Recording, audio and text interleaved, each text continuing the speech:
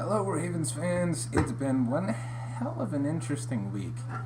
We have an earthquake on the East Coast for the first time ever. Aftershock, aftershock. I'm just kidding. That was just my monitor. But it's been all hectic as anything, and now we also have a hurricane on the way. So natural disasters aside, there's still always time for football. Your Ravens have been busy. They went out and they got themselves the much maligned but very talented Bryant McKinnie free agency, who was cut by the Minnesota Vikings this year for reportedly showing up to camp almost at 400 pounds. He did pass his physical, however, so obviously he's been trying to cut his weight down.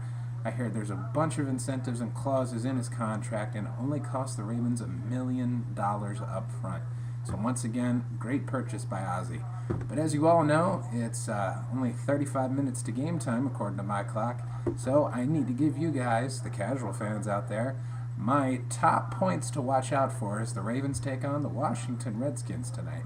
First and foremost, we got to build on point one from last week. It's timing. Flacco made some good throws last week. He made some bad throws last week. But honestly, I chalk that up to the wrong personnel at the wrong time. Anquan Boldin, he's a great threat in your intermediate routes, and he's great on short and trying to turn upfield and make something happen out of nothing. But he is not intended to run the deep ball. Look for David Reed and Lee Evans to probably start on your outside receiver slots, and have Anquan Boldin, Tandon Doss, Laquan Williams running your slot routes, which will hopefully open up the passing game a little bit more with your speedsters on the outside. The starters look to play well into the third quarter today, so hopefully timing can be built. Look for Flacco to make some leaps and bounds with his new toys and his new arsenal of speedy receivers, and for the first time ever, he has people who can catch up to the arm that Flacco has. So offensively, that should be something to look for. Second of all, offensive line. Now that we have said left tackle, he will not be in uniform tonight, but there lies the question. Do we need to start putting Michael Orr back over the right side right away, or will he play Joe Flacco's blind side until the regular season in which he switches back over? Either way, I still look for Ja Reed to get some more work with the first stringers tonight.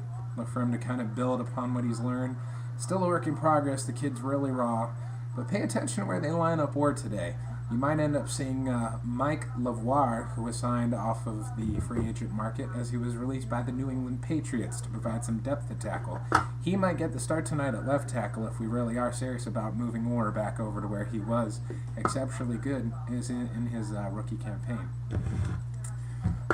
Outside of that, really, just look for him to establish the run early. Redskins have been playing some pretty stout defense, be it the preseason, so it's against second and third and fourth stringers. But it's a very talented defense. They've got Brian Arakpo. He's become one of the league's leading premier pass rushers. Look for him to probably get some penetration and flush Flacco out of the pocket. London Fletcher, the heart and soul of that defense. He's got the linebacking crew looking better than ever. And the corners, D'Angelo Hall, multiple-time Pro Bowler. And we also will see a familiar face as Josh Wilson hopped down the beltway, and he signed that contract with the Redskins. So look for him to possibly have a little extra incentive to play his ass off and maybe come away with a couple of picks, knowing some of the ins and outs of Flacco's game. And defensively, you can't really ask too much more of what these guys have done in the preseason. You've got rookies and elder statesmen alike just making plays after play after play and just really getting in the passer's face. One of the spots you could look for, though, is corner. Jimmy Smith, he showed some great hands, some great footwork, but now he can start to learn how to position himself and get ready for quick passes that might end up beating him when we finally face Ben Roethlisberger in Week 1. And Kerry Williams, he had an amazing game except for biting on a move by Terrence Cooper for the Chiefs last week to score their lone touchdown. Outside of that, though, he's making plays. He's not afraid to come up and run coverage. He's an all-around great corner, and he's blossoming into one of the better shutdowners we've not had in a long time. And you also want to watch out for good old number 21, Ladarius Webb. I think he's pretty much found his niche in playing the slot receiver as well as coming around the corner as a pass rusher.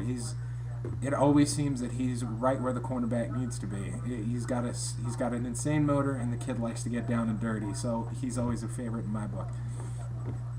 And last but not least is just looking for those little bits on the defensive line. Pernell McPhee, he's been one of the most insanely pleasant surprises in camp.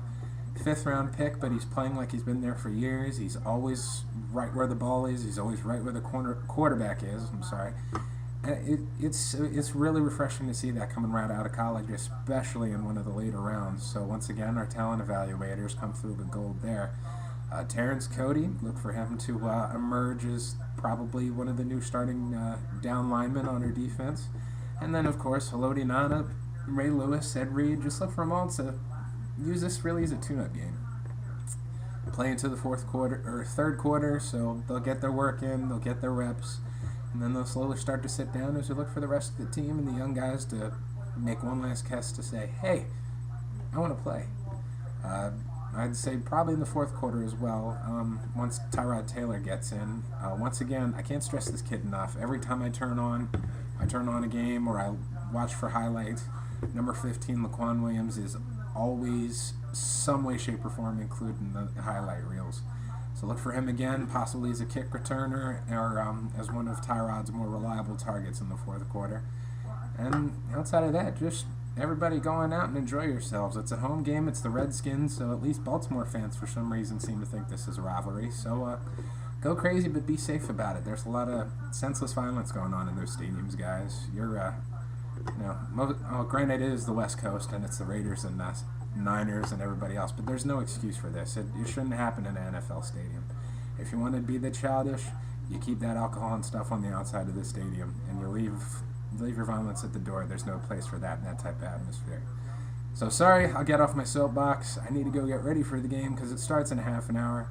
So like I said, timing, establish the run, protect Flacco, look for the different pieces on the offensive line, and keep an eye out for Laquan Williams in the 4th quarter as Tyrod comes in to relieve Joe Flacco. Outside of that, guys, I'll be back on later on to give you my top 5 fantasy running backs that you need to know about and some of the guys you need to avoid as you come up on your NFL fantasy drafts. That being said, this is Mr. Voiceman saying, time for kickoff, ladies and gentlemen. Are you ready for some football? Because I know I am. Catch you later.